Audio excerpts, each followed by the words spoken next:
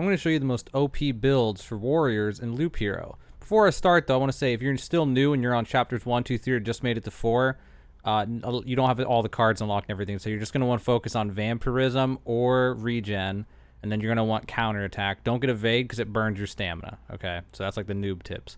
But anyway, if you've already gotten to chapter 4, you've got most of the things unlocked. We're going to start with cards. So the best things to do are to have groves and cemeteries, and ideally just place the groves, but you can place cemeteries too. The reason we want these is because these enemies have souls. Also, Vampire Mansion is going to be huge. Also, if you're a noob, Spider Cocoon's your best friend, by the way. I should throw that in there. If you're still at chapter 1, 2, 3, 4, just spam Spider Cocoons. Those enemies are super weak. You can just farm them, basically. But they don't have souls, so they're not good for the late game strat that I'm talking about right now. So anyway, back to the late game strat, okay? Like chapter 4 and beyond. So, Cemetery Grove, Vampire Mansion, so you can get a 5th enemy on the field, and it also has a soul, which is important. Then, I would say the Bookery. You don't want that. That shouldn't even be on. You want the Bookery if you have it, just because you can change cards from your hand, but I wouldn't even bother placing it. Like, you can get it just to have it, because you got to get something. You don't want the battlefield. You don't want any of this stuff. It's just Bookery, but don't even place it, but you could if you want. And then you're going to want forests and rivers, and that is it for these two. You don't deserts, garbage, rocks, meh, not worth as long as you have the other thing we're gonna need here. Meadows, garbage, suburbs. Suburbs are nice, but for the warrior in particular, attack speed you can never have enough. It's better to burn your bar instantly, wait for it to regen. So suburbs can be okay though. If you're gonna go for a third, it would be suburbs, but it's not that important. Don't want beacon. That's not supposed to be on.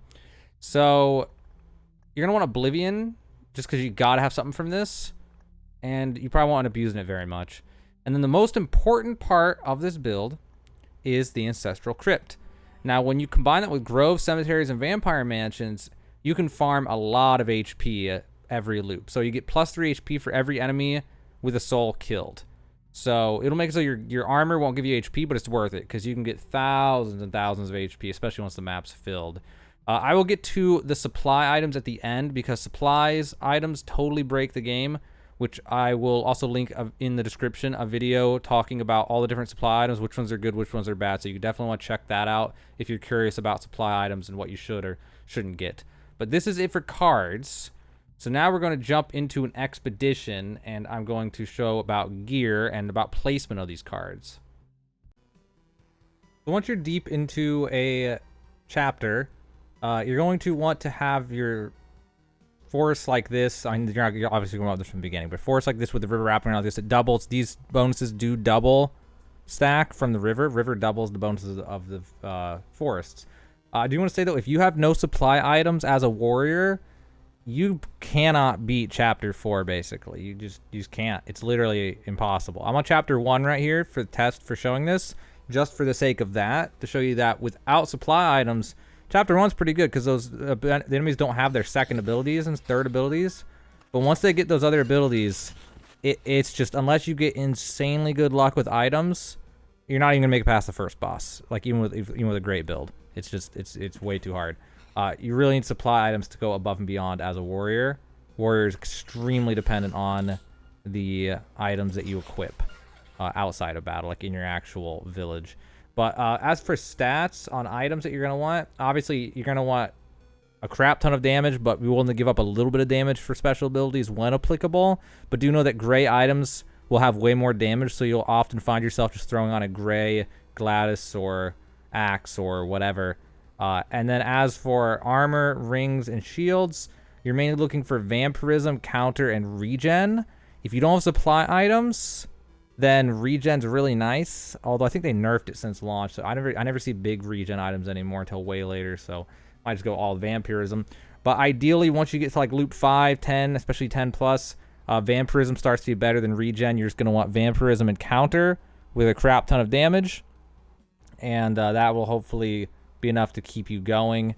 Once you're using this build, once you've made it this far into a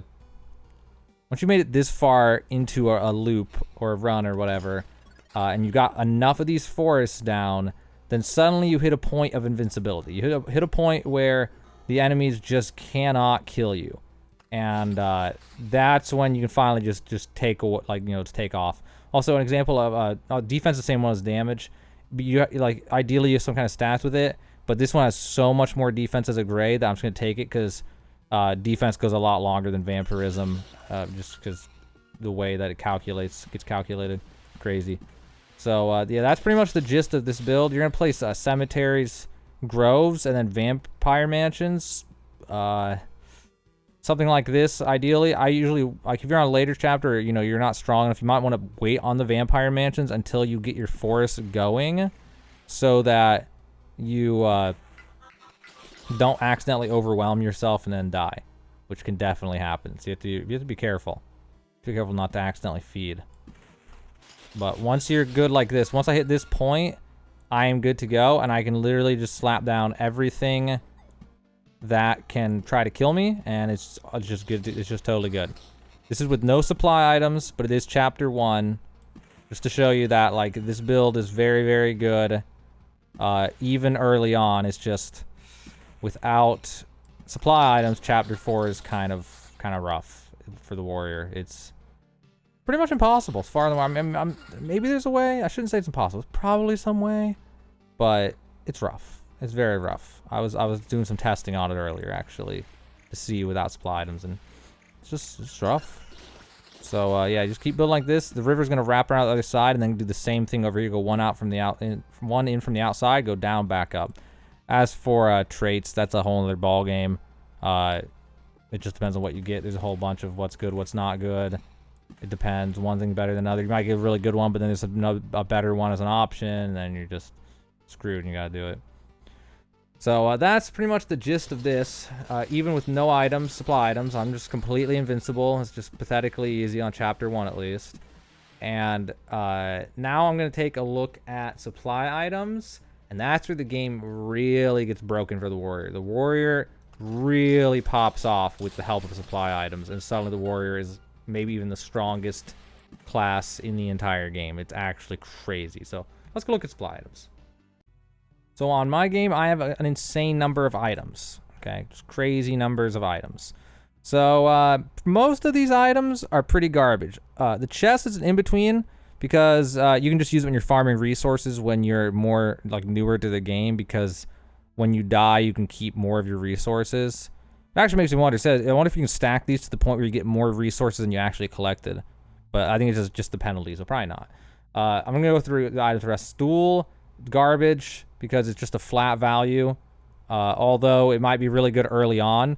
Early on, if there's more slots than you have, more items than you have slots, just throw in all your items. Also, early on, just slap down the mud huts. They're almost free to slap down. They'll let you equip another item.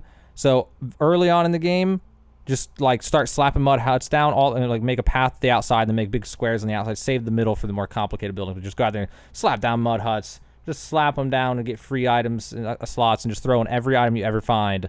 But then later on, once you have a lot of items, and it's more about how to use your item slots, then suddenly the stool's not so good. It is good early on, though, if, again, you just throw on everything, though, early on. And then the main ones that you're going to want, and you'll see this in the video that I'll link in the description about supply items, are Farmer's Scythe is good for the warrior, because 3% of your damage now becomes damage to all. If you can, you want to throw some of those on. Then we got the Antique Shelf, which is the most broken item in the entire game. For Chapter 4 especially. For Chapter 4, this item's completely broken. You always want to throw on as many antique shelves as you possibly can. And you want to craft furniture whenever you have materials, and try to make antique shelves and throw on antique shelves. If you have enough antique shelves, you can potentially have 1,000,000 HP by loop level 30. That's how broken the Antique Shelf can be. Then dinner table, worthless. Oak bed, pretty much worthless. Painting, worthless. Brass candlestick, worthless. Garlic, pretty much worthless for the most part. I mean, the main one here is some herbalist sickles. You can throw some of these on, makes the potions heal for more. That actually is really nice if you have a bunch of antique shelves. And then this is all garbage. We got Count's chair, and this is the second best item in the game for the warrior. The best being the antique shelf, because it's the best for just everybody. It's broken. But then Count's chair gives plus 1% to vampirism if you already have it. So you always have to have at least one vampirism item equipped on your warrior in order to have vampirism. but then this will add to it. So ideally, in a perfect world where you have insane numbers of items, you would throw on maybe 50 counts chairs, and that'll give you 50% lifesteal whenever you throw on an item. So you throw on with 10, now you have 60, just immediately. And that once you have that, once you have like 10 to 20 counts chairs on, you can probably beat chapter 4 with the warrior. That's how powerful counts chairs are. Like they're so good that they can just carry your game basically as a warrior. Warrior needs counts chairs in order to thrive in chapter 4. So if you just had like 20 counts chairs and 20 to 30 antique shelves somehow, you're already invincible. You can just farm chapter 4 at the warrior. Like, it's nothing, go loop level like 20, 30, 40, 50 maybe even. It does, whatever. The more of these you have, the higher levels you can go. Alchemist shelf, no matter what class you're on, you need to throw a few of these on. You should always throw on like 5, 6, 7 of these or something like that, because especially with the herbalist sickle, they synergize well. You always have like you stock up potions, you have like 20, but then they also hit for like 20%, and if you combo that with all this stuff like the ancient shelf, and you have a trillion HP, and then it's just broken. You can check out other videos where I talk about some of this stuff, but that's the gist of it. You want lifesteal and HP, and that is what you need for the warrior to be OP. That is like for the warrior builds.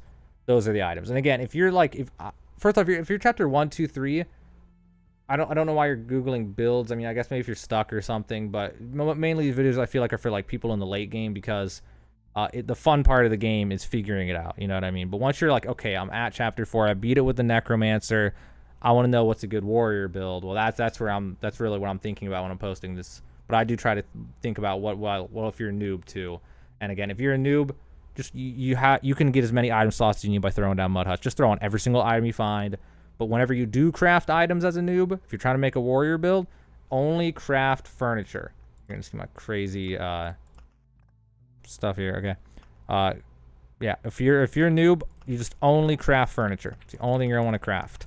And then you're just gonna want to dismantle anything that's not a count's chair or an antique shelf or an alchemist shelf. Just anything else other than those, you're just gonna dismantle them. And you're just going to keep doing that. Obviously, there's some building you need for crafting. I actually forget which one it is offhand. So that would be the strat as a noob. And then later on, you just keep on farming chapter 4, come back, do alchemy, craft furniture, dismantle everything except for the ones, and then go and equip these 2 things and a few of these, and just equip them like crazy. And now your warrior is completely invincible. And with enough of those, you can completely break the game, and it's completely insane. But yeah, so that's the general warrior build. There's a little bit of variability. Like early on, you can go rocks. Rocks help a lot early on. Just plays a crap ton of rocks. You can do stuff with suburbs, but once you get to late game and you have supply items, river forest is the way to go. Get 480% attack speed, and then just be invincible and farm the crap out of everything, and just throw down cemeteries, groves, and vampire mansions, and call it a day and farm. To the point where once you have supply items, you don't even need the ancestral crypt anymore. You can just take it off and use beacon. It doesn't even matter. You can do whatever you want. It's just stupid once you get supply items. So that's the gist of it. That's warrior builds in a nutshell. Noobs, late game, early game, everything. I tried to get it all in here, so one place or another. If you're still watching, you're a trooper, because only like 20% of people watch videos this long. So I appreciate you watching this long. Be sure to try to poke around this YouTube and find the Loop Hero. Loop Hero playlist. There's an insane amount of play. This is like a guides YouTube, so it's just completely insane. There's so many playlists. But if somehow you find the Loop Hero playlist, you can find my other videos, and there's a lot of helpful videos I made for this game. Probably like 10 videos or something by the end of all this. There's not much to this game, so be sure to poke around, check those things out too. And I'll put some links in the description for some other helpful resources for this game, like how to cheat and stuff, in case you want to do something like that. But that's warrior builds in a nutshell, and now you know how to build your warrior in Loop Hero. If this video helped you, consider helping us by subscribing to our channel. Tap this button over here and hit the red subscribe button. Subscriptions help a lot, even if you never watch our videos again. Ha ha ha ha!